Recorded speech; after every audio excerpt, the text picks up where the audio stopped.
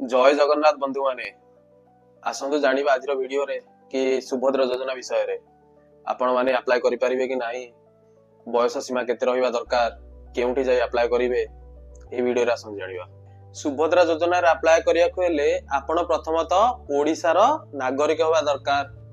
आपणकर बयस सीमा 21 रु नेकी 60 वर्ष भितर हेबा दरकार। आपणक घरु केही सरकारी चाकरी नथिबा दरकार। शेषरे आपणकर परिवार रु केही इनकम टैक्स न देउथिबा दरकार। एही योजना रे सरकार आपणको वर्ष को 10,000 लेखाए 5 वर्ष जाए 50,000 टंका देबे।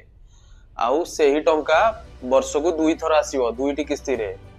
प्रथम किस्ती राखी पूर्णिमा दिन आसीबो, आउ द्वितीय किस्ती जोडा सेटा होची अंतरराष्ट्रीय महिला दिवस दिन ही मिलिबो।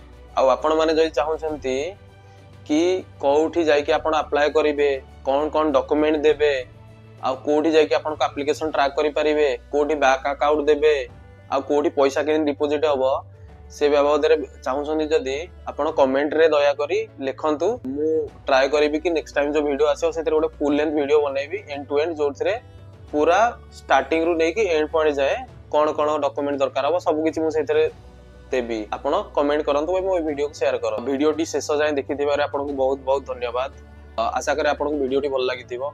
जदि आपन को वीडियोटी भल लागिछि ताहाले आपण लाइक करंतु, जदि भल न लागिछि ताहाले आपण डिसलाइक करंतु। आपन को सतरे भल लागिछि ताहाले मु कहबी हमर चैनल को आपण सब्सक्राइब करंतु।